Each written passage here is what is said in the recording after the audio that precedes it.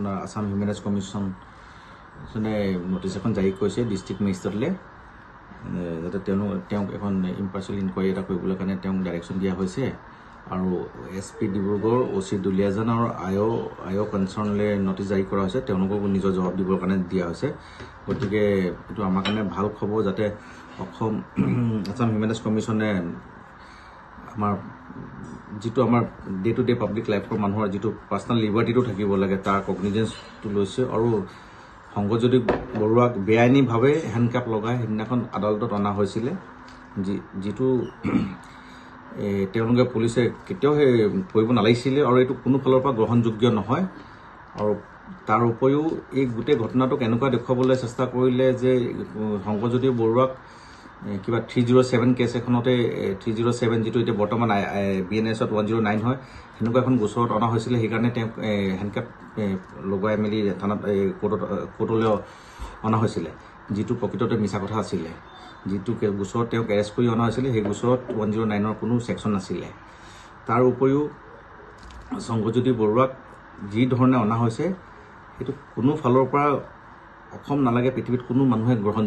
গ্ৰহণ কৰিব নোৱাৰে সেই গোটেই বস্তুটো মোৰ যেতিয়া চকুত পৰিলে যেতিয়া মই গম পালোঁ তেতিয়া মই হিউমেন ৰাইটছ কমিশ্যনলৈ এখন মেইল যোগেদি কমপ্লেইন এখন দিছিলোঁ আসাম পুলিচ একাউণ্টেবিলিটি কমিশ্যনলৈও দিছিলোঁ আৰু তাৰ ওপৰতে আজি যিটো ব্যৱস্থা লৈছে সেইটো কাৰণে আমি আসাম হিউমেন ৰাইটছ কমিশ্যনক ধন্যবাদ জ্ঞাপন কৰিব লাগে আৰু কৰিছোঁ যাতে তেওঁলোকে এই গোটেই মেটাৰটোৰ ওপৰতে কগনিজেন্স লৈছে আৰু এই গোটেই ঘটনাটোৰ ওপৰতে বৰ দুখ লগা কথা যিটো পুলিচেতো নিজৰ ডিউটিত ফেইল হৈছে বুলি ক'ব লাগিব কাৰণ চাব লাগে যিটো গোচৰত এৰেষ্ট কৰিছিলে সেই গোচৰটোত এৰেষ্ট নকৰি পিনে নটিছতো এই গোটেই ঘটনাটো ইনভেষ্টিগেশ্যন কৰিব পাৰিলে হয় যিদিনাখন কেছ ৰেজিষ্টাৰ হৈছিলে সংগজ্যোতি বৰুৱাক এৰেষ্ট নকৰি তেওঁক নটিছো দিব পাৰিলে হয় কাৰণ এইটো প্ৰাইভেট দুই পাৰ্টিৰ প্ৰাইভেট কাজিয়াৰ ওপৰতে পুলিচে সুমোটো কেছ যেতিয়া ৰেজিষ্টাৰ কৰিছে তেখেতক এখন নটিছো জাৰি কৰিব পাৰিলে নটিছ জাৰি কৰাৰ পিছতো তেওঁক হয়তো থানাত সোধপোছ কৰাৰ পিছত তদন্ত কৰাৰ পিছতো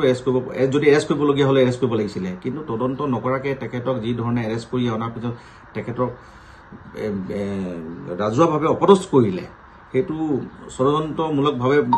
কাৰোবাৰ যদি ষড়যন্ত্ৰ আছিলে পুলিচো সেই ষড়যন্ত্ৰৰে আগভাগ লোৱা নিচিনাকৈ প্ৰতীত হৈছে যেহেতু ইয়াতে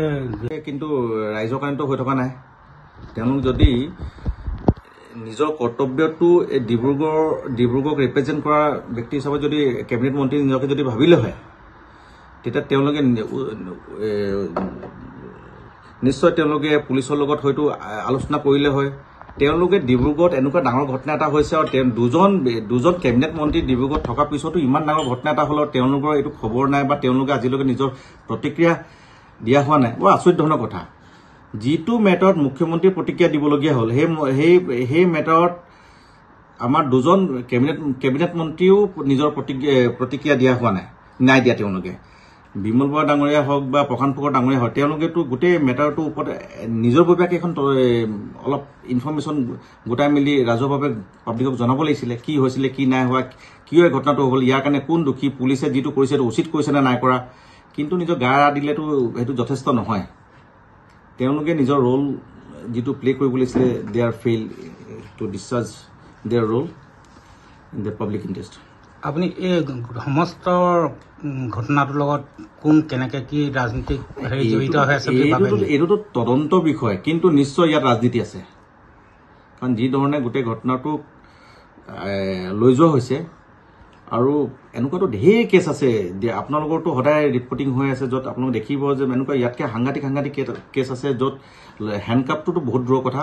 ৰাজনীতি নিচিনাকৈ অনা নিয়া হৈছে তাৰ উপৰিও এনেকুৱা ঢেৰ কেছ আছে য'ত কেছ ৰেজিষ্টাৰ হ'ব লাগিছে তাতো কেছ ৰেজিষ্টাৰ হোৱা নাই কিন্তু যিটো কেছ ৰেজিষ্টাৰ হ'ব নালাগে তাত কেছো ৰেজিষ্টাৰ হৈছে এৰেষ্টো হৈছে হেণ্ডকাপো লগোৱাইছে গতিকে অবভিয়াছলি ইয়াত ৰাজনীতিও আছে পলিটিকেল ইনফ্লুৱেঞ্চ আছে চবটো আছে নথকা নহয়